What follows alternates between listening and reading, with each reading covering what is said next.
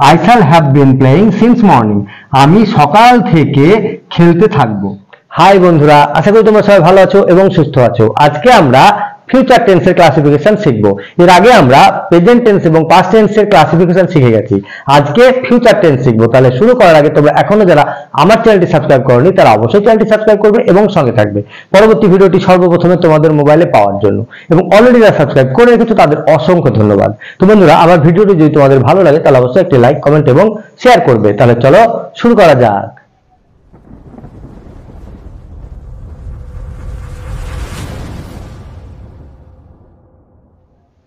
তো বন্ধুরা, আজকে আমরা ফিউচার টেন্সের ক্লাসিফিকেশন শিখবো। তাহলে চলো দেখে নিই। তো বন্ধুরা, আজকে আমরা ফিউচার টেন্সের ক্লাসিফিকেশন শিখবো। দেখো, এর আগে আমরা পাস্ট টেন্স এবং প্রেজেন্ট টেন্সের ক্লাসিফিকেশন শিখে গেছি। তোমরা এখনো যারা জানো না তারা চাইলে আমার চ্যানেলে ভিডিও আছে, দেখতে পারো, তাহলে একদম সহজে শিখে যাবে। আজকে শিখবো ফিউচার টেন্স। দেখো, তার আগে আমি একটু টেন্সের ক্লাসিফিকেশনটা দেখিয়ে দিই। টেন্সকে তিন ভাগে ভাগ করা হয়।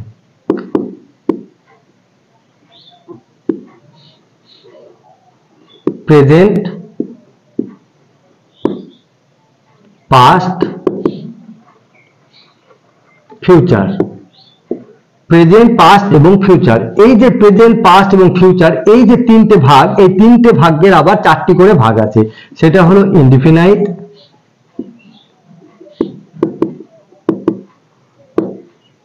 কন্টিনিউয়াস,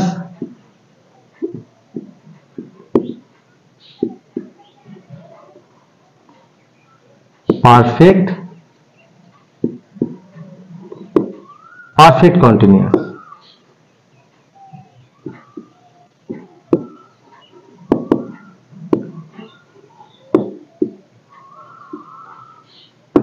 ঠিক আছে, এই যে চারটি ভাগ আমরা প্রেজেন্ট এবং পাস্টের শিখে গেছি। আজকে শিখবো ফিউচার।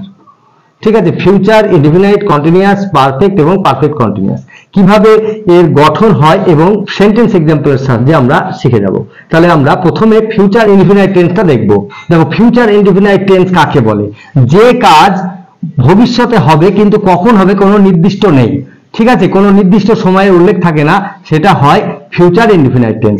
ফিউচার ইনডিফিনাইট টেন্সের গঠনটা হয় এইরকম: সাবজেক্ট প্লাস শ্যাল বা will plus V1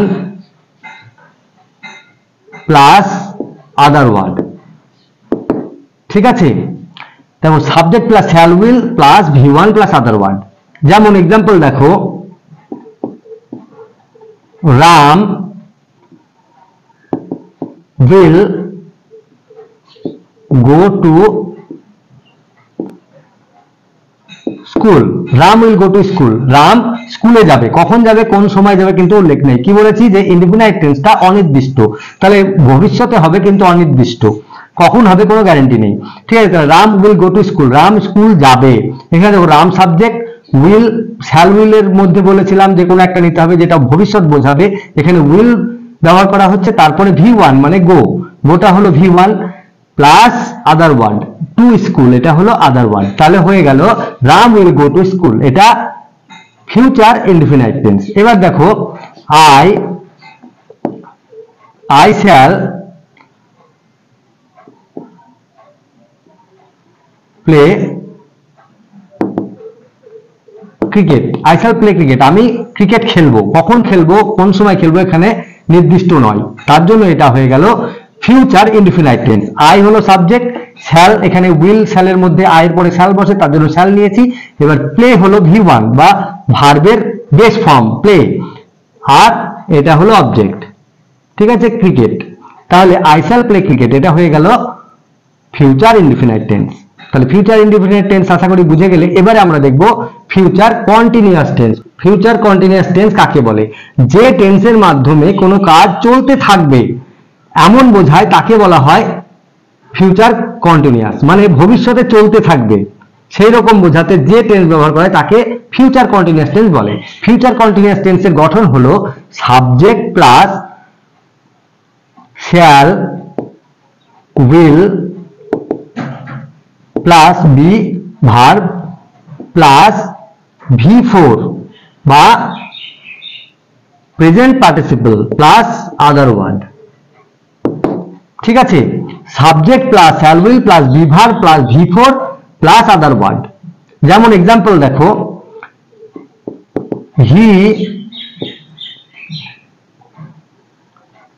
he will be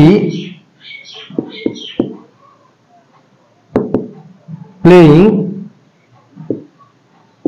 football. He will be playing football.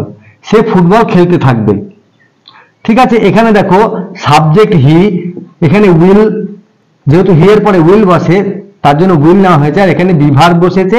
এবার V4 বা প্রেজেন্ট পার্টিসিপল ফর্মটা বসে ভার্বের, তার সঙ্গে অবজেক্ট। তাহলে এটা হয়ে গেল ফিউচার কন্টিনিউয়াস টেন্সের গঠন।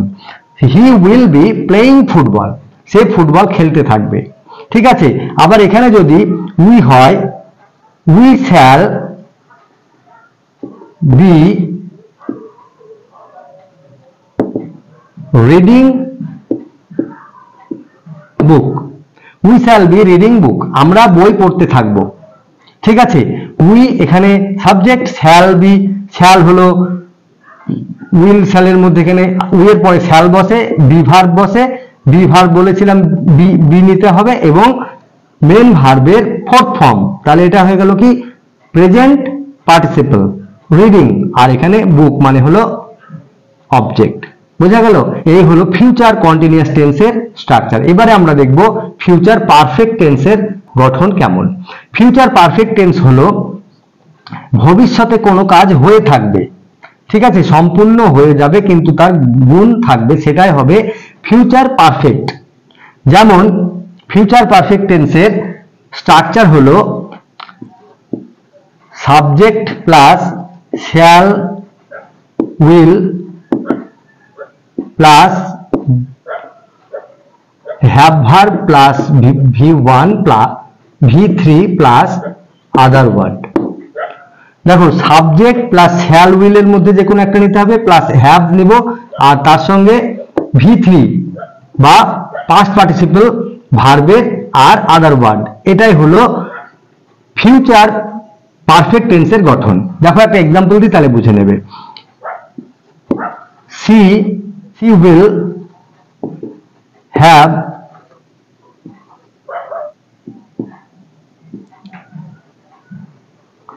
will have played football. She will have played football. Say football খেলে থাকবে। ঠিক আছে, এখানে দেখো খেলে থাকবে, she will have played football। এখানে she সাবজেক্ট, will তারপরে have বসেছে, তারপরে মেন ভার্বের পাস্ট পার্টিসিপল রূপটা আমরা পারফেক্ট টেন্স যেহেতু তার জন্য এটা নেব, আর ফুটবল এটা হলো অবজেক্ট। এই হলো পারফেক্ট ফিউচার পারফেক্ট টেন্সের গঠন। ঠিক আছে, দেখো আরেকটা এক্সাম্পল দিই। I shall have eaten rice. I shall have eaten rice. আমি ভাত খেয়ে থাকবো। ঠিক আছে, এখানে I সাবজেক্ট, শ্যাল যেহেতু I এর পরে শ্যাল বসে তার জন্য শ্যাল নিয়েছি, have plus V3 plus object. তাহলে এটা হয়ে গেল ফিউচার পারফেক্ট টেন্সের গঠন। ঠিক আছে, I shall have eaten rice। এবার ফিউচার পারফেক্ট কন্টিনিউয়াসের গঠনটা দেখি। দেখো ফিউচার পারফেক্ট কন্টিনিউয়াস হলো ভবিষ্যতে শুরু হবে এবং সেটা চলতে থাকবে এমন বোঝালে তাকে বলা হবে perfect continuous, future perfect continuous. যেমন এর স্ট্রাকচার হলো subject plus shall will plus have verb plus bin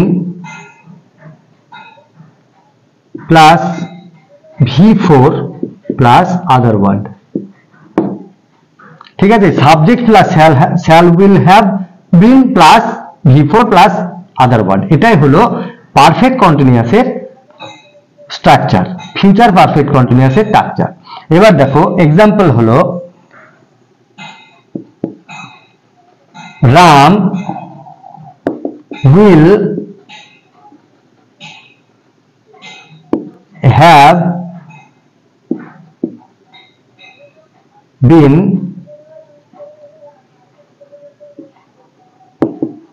reading for 3 hours. Ram will have been reading for 3 hours. Ram 3 ঘন্টা যাবত পড়তে থাকবে। ঠিক আছে, রাম 3 ঘন্টা যাবত পড়তে থাকবে, এটাই হলো ফিউচার পারফেক্ট কন্টিনিউয়াস। ঠিক আছে, রাম সাবজেক্ট, তারপরে সাবজেক্ট অনুযায়ী এখানে উইল বসেছে, তারপরে হ্যাভ, তারপরে বিন, তারপরে রিডিং এখানে V4 প্লাস এখানে আদার ওয়ার্ড ফর 3 আওয়ার্স। ঠিক আছে, এবার যদি এরকম হয়, দেখো আই শ্যাল হ্যাভ বিন